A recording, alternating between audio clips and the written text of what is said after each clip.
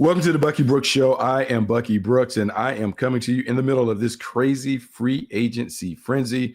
Moves are coming and going. People are signing big deals all over, and we haven't even wrapped up the first day of free agency. Want to jump on the pod, talk about some of the biggest moves that have taken place thus far, and then we'll be back tomorrow to talk about all the things that are happening in the NFL. But I got to start, and look, it may not be the biggest move, but it's the move that is most nearest and dearest to my heart, and that's Travis Etienne leaving the Jacksonville Jaguars, going to the New Orleans Saints, signing a blockbuster deal to go back closer to home. And now I can say this because I had a sense that Travis was going to leave the Jaguars, despite having a very successful run, former number one overall pick, put together a few 1,000-yard seasons, was the bell cow of this offense a season ago, but just felt like, for an RB1, didn't know if the Jaguars wanted to commit major money to Travis, particularly when, look, he's had 5 years. It's been nice, but normally at that position, people tend to cycle it over. And so the Jaguars move on, and Travis finds a way to go back closer to home with the New Orleans Saints. For the Saints, it's really interesting because there's discussions of Alvin Kamara potentially hanging up the cleats, retiring, which would really open up everything for Travis Etienne to be the number one runner in an offense that Kellen Moore really wants to find a way to hand the keys to Tyler Shutt to allow him to kind of grow into being a franchise quarterback while knowing you need a good running game to alleviate some of the pressure on him. Well, in Travis, they get a guy that is really a nice combo back, a guy that can run inside and outside, get on the perimeter. He can catch the ball out the backfield. He is proven to be a very durable and reliable option as a number one. And playing in that dome against that division, it would give the Saints an opportunity to maybe control the game a little bit, utilizing that running game, play action passing, while the young quarterback grows into it. I say young, people talk about his age, but while the young second-year quarterback, Tyler Shutt, grows into that role as a franchise quarterback. For the Jaguars, some would say, oh, this means Bashua Tootin will get an elevation, but I'm telling you, more than likely, the Jags are going to go into the draft and find someone maybe on day two that can be a part of a committee situation with Tootin, LaQuint Allen, and anybody else that they bring in that room. While I'm talking about we as in Jacksonville, while they love the fact of having one, it strikes me that Liam Cohen comes from a situation where they always like to have multiple backs sharing the responsibilities. And so the Jaguars were sitting to cut and wait, see if they can find maybe a bargain basement player, but more likely the Jags are going to find their solution at running back in the draft.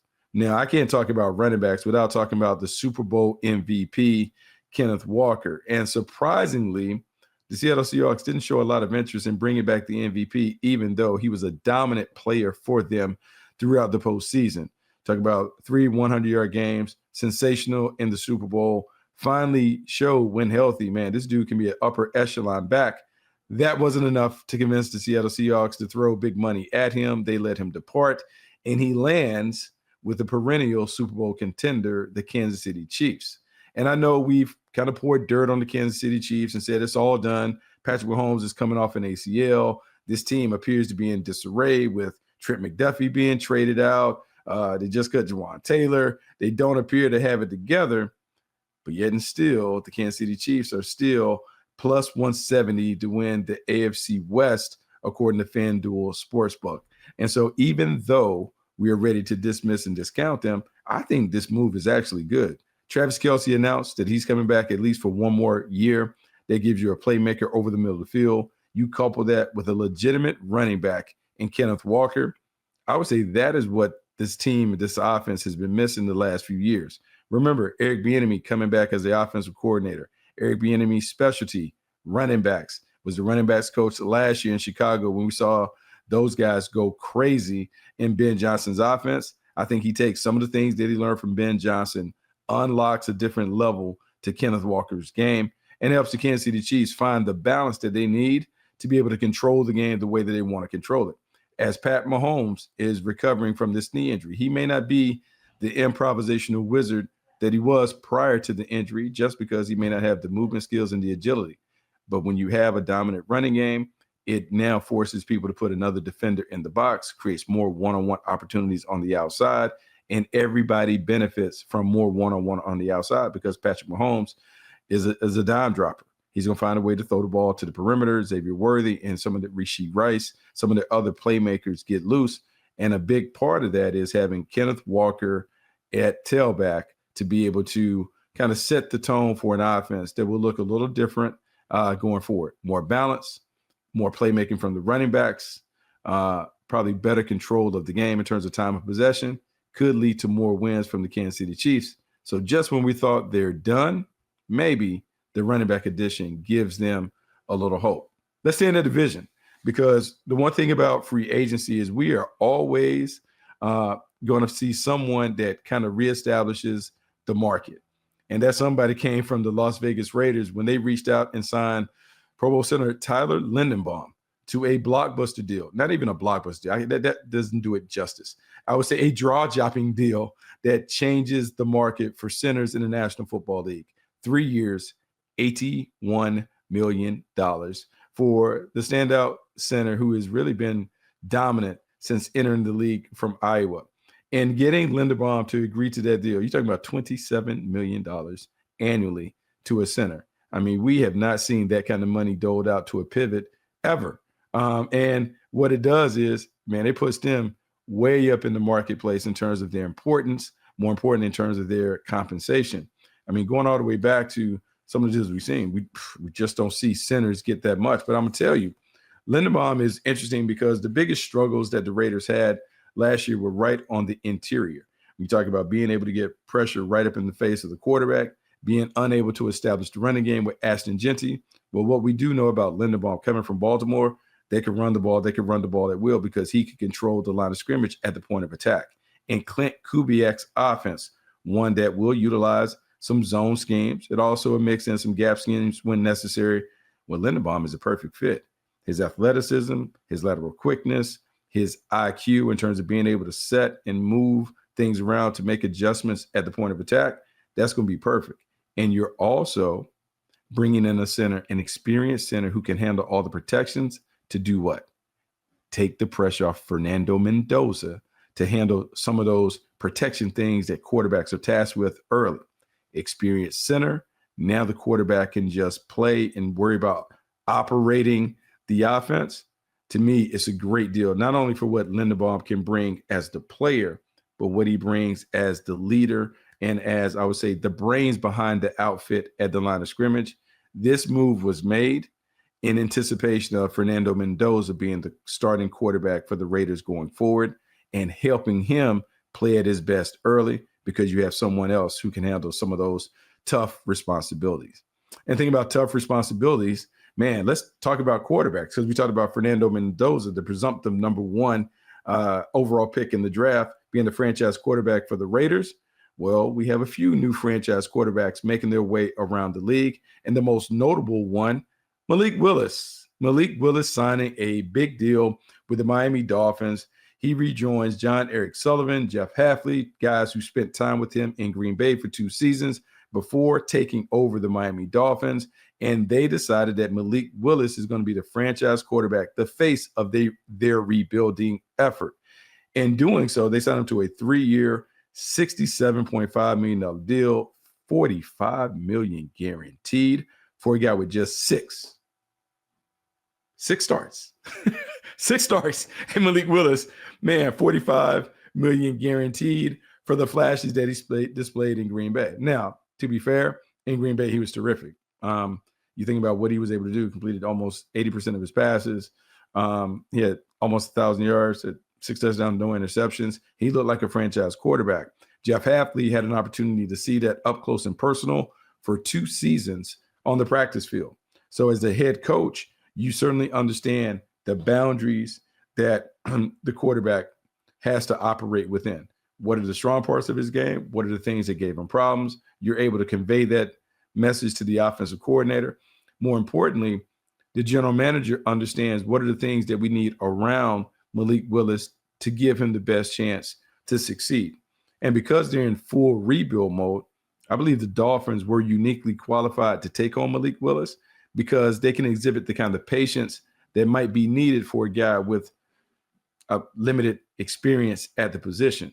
That said, I really like it. And I really like it because when the Dolphins are coming in and as they're moving people out, they traded Minkah Fitzpatrick away. They had cut Tua Tagovailoa. They got rid of a lot of the big personalities in the locker room. This is a chance for them to rebuild the entire franchise in the mode of, I would say, like old school, Shula days, team first, worker bees, and those things. If you know Malik Willis, you know that he's a worker bee, and you also know that he'll be able to carry on the responsibilities of being the team leader because he's going to put his nose to the grindstone and get to it. For John Eric Sullivan and Jeff Hafley, to me, I love the move. I love the move because the familiarity with the player will give them the best opportunity to put him in a situation to succeed while they're building up the team around him. So kudos to the Miami Dolphins and Malik Willis for agreeing to a deal that should set up the young quarterback to have success down the road. Now, we can't talk about the Dolphins without talking about their former QB1, and that's Tua Tagovailoa. Tua Tagovailoa signs a one-year deal with the Atlanta Falcons, which is really interesting. And the reason it's interesting is because Kevin Stefanski steps in. He inherits a quarterback in Michael Penix. Didn't draft him, but Michael Penix was the number one. He was the first-round pick for the Atlanta Falcons a few years ago, even though they signed Kirk Cousins to a monster deal. And eventually he becomes the starter last year before the injury takes him out the lineup. He is recovering from a knee injury that is, it's scheduled to put him on a date to maybe start at the beginning of next year. But you bring in Tua Tagovailoa. To me, what this does is it creates a natural competition between two guys who have a lot to prove. Tua Tagovailoa has to prove that he can play at a high level consistently. He can avoid the injury bug that has really overshadowed his career, and he can take advantage of the weapons that are on the outside. We have seen when he's been in his best, he's been surrounded by playmakers, and he basically played like a pass-first point guard, getting the ball to the playmakers and getting out the way.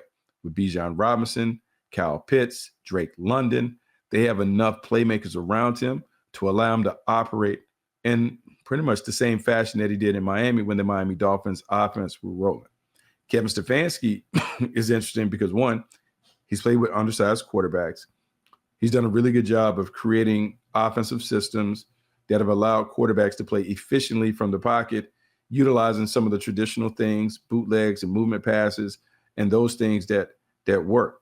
Also, I would say Tommy Rees's connections to Alabama, even though he wasn't there calling the plays when Tua was there, like just being able to understand who the player is and all that, to me, makes sense. So for Tua, this is probably the best situation that he could find himself in. He's surrounded by people that believe in his talent. He's surrounded by playmakers that can elevate his talent. And he has a coach that understands how to play well with, I would say, undersized or outlier type quarterbacks. We've seen what Kevin Stefanski has done with smaller guys. Let's see what he does with Tua now that he is in the A. Should be interesting. And for Michael Penix, hey, man, you got to get to it.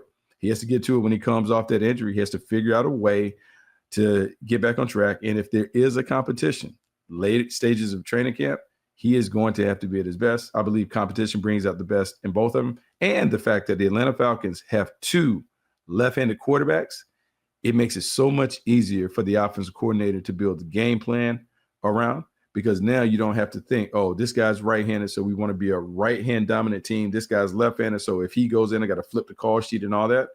They are uniquely set up to have the same thing with two left-hand quarterbacks, which you rarely see in the National Football League. Now, we talked about quarterbacks. Let's continue to follow the dominoes when it comes to the quarterback deal. And Kirk Cousins is out, and Atlanta had been talked about as one of the places that Kyler Murray would also go. So now that Atlanta is done, what happens to those two quarterbacks, Kirk Cousins and Kyler Murray? Let's talk about Kyler Murray first. And the reason Kyler Murray's situation is interesting, we thought a deal would happen pretty quickly with him going to the Minnesota Vikings just because of maybe the admiration that the Minnesota Vikings have for Kyler Murray in his game. Former number one overall pick who has been an offensive rookie of the year. He's been a two-time Pro Bowler. He would give them, I would say, instant credibility at the quarterback position while also adding a different dimension to this offense with his explosive playmaking ability. Even though he suffered injuries and may not quite be what he was early in his career, he's still plenty fast enough. He's still plenty athletic enough to enhance what this offense has with Justin Jefferson and Jordan Addison and TJ Hawkinson on the perimeter. We'll see if that gets done. Kirk Cousins is interesting because he's been discussed as maybe the bridge quarterback in a few different situations. Haven't heard a lot of buzz about his game, but those two quarterbacks are going to garner a lot of interest once the dust settles. Now, in Arizona, we just got word Gardner Minshew signs a one-year deal, $8.25 million. It can be valued up to in Arizona. He is Mike LaFleur's choice of quarterback for the moment. It doesn't appear to be that he's the long-term solution. Obviously, you sign a one-year deal, but maybe you just have a placeholder until you can figure out what you want to do at quarterback. Does this mean that the Arizona Cardinals are going to take a quarterback at the draft at number 3? Highly unlikely, because there's not a quarterback that fits that grade or that value in the draft. Because if Fernando Mendoza is off the board, there's not another guy that's the top 5 guy. I would hesitate to say that there's another quarterback in the draft that is worthy of a first-round pick, but we'll see. That does create a little situation where if they are going to take a young quarterback, maybe in the top of the second round or the bottom of the first round, you have a bridge quarterback in place in Gardner Minshew that you want to build around. And if we're talking about Ty Simpson, smaller quarterback in Gardner Minshew, maybe, just maybe, you're setting your team and you're setting the table to be able to take someone who is very similar to what you're bringing in Gardner Minshew. We'll keep an eye on the desert for that.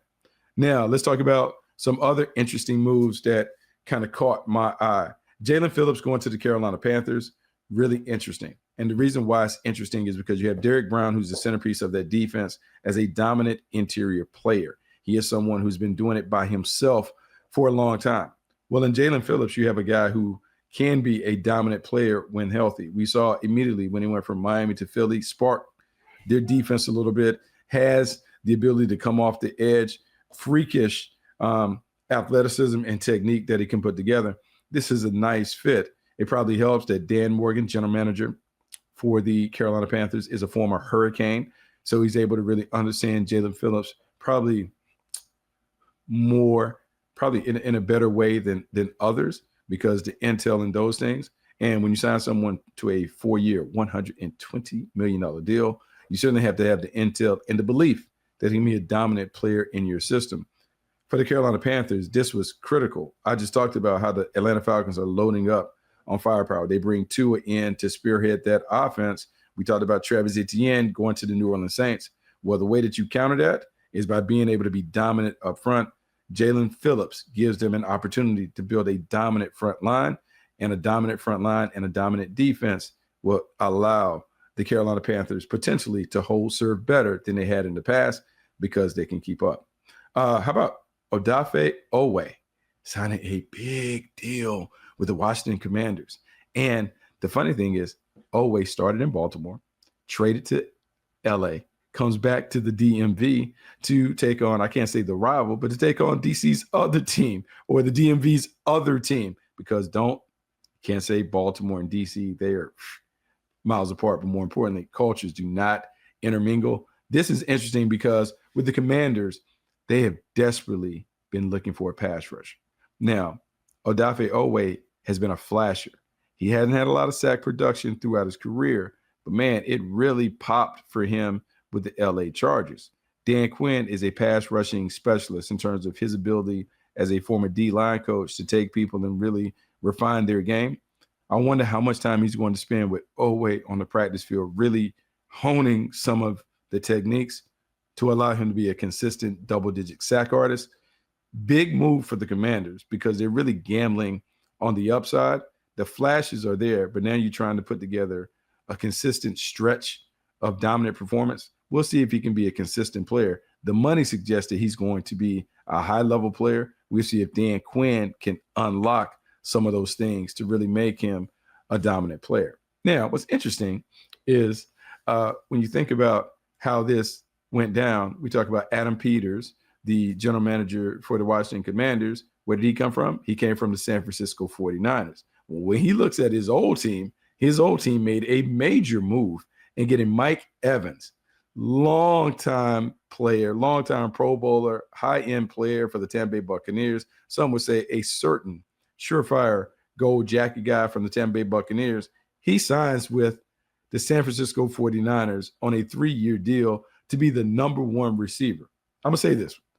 This one caught me by surprise because never did I think that Mike Evans would depart from the Tampa Bay Buccaneers, given all the success that he's had, including winning a Super Bowl. But he decided that he wanted another challenge. He decided he wanted to chase the ring, and he felt like the best place to chase the ring is with the San Francisco 49ers, Brock Purdy, Kyle Shanahan, making it happen. The reason why this is really fascinating is you're talking about a guy in the twilight of his career, stepping out of an offense that he's been in to do something different. For the 49ers, the one thing that they've never had, I mean, in a way, like they haven't had a legit high-end number one receiver with size. Mike Evans gives them that. And I think, like, look, they had a lot of success last year. Juwan Jennings had 9 touchdowns the season before that. He had 6 touchdowns over the last 2 years. Big body receiver, had 15 touchdowns. But he ain't Mike Evans. And even though Mike Evans might be slowing down a little bit in his twilight, he is a dominant player. He's going to command a lot of attention. You put him on the field with CMC, Christian McCaffrey, George Kittle. If they're healthy, they create a lot of problems because the running game with Christian McCaffrey demands a lot of attention. McCaffrey also demands a lot of attention in the passing game. You can't go one-on-one because he'll kill you out the backfield on those option routes and swings and angles and those things. You put 2 on them, now you run the risk of leaving Mike Evans one-on-one or George Kittle one-on-one over the middle.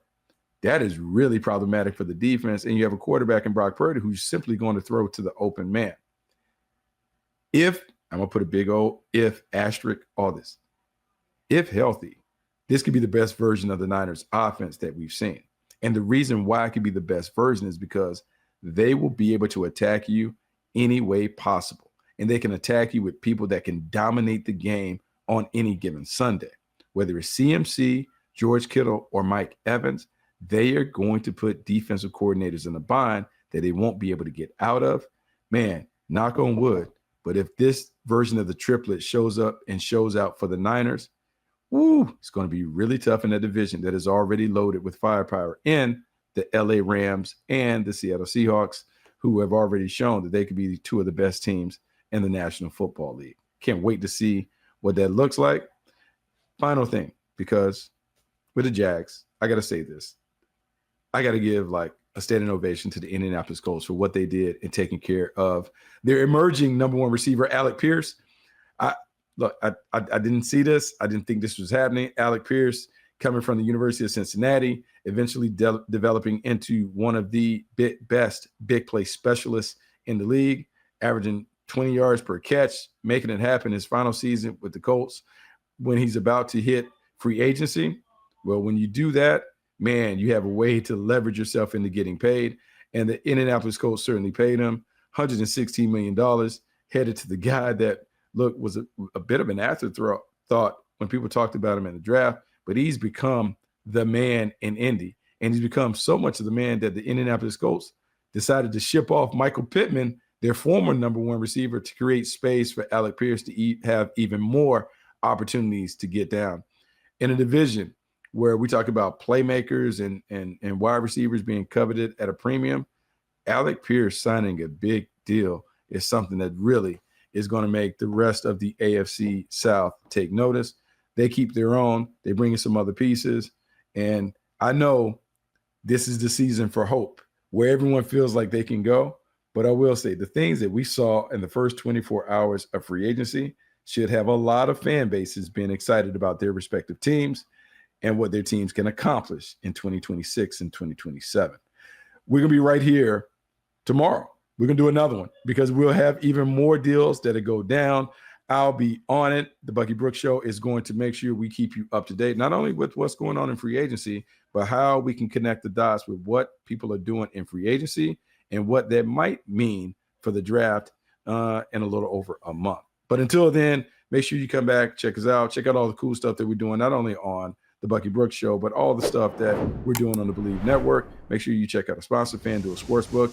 If you're going to lay a wager with them. Until next time, I'm Bucky Brooks, and I'm out.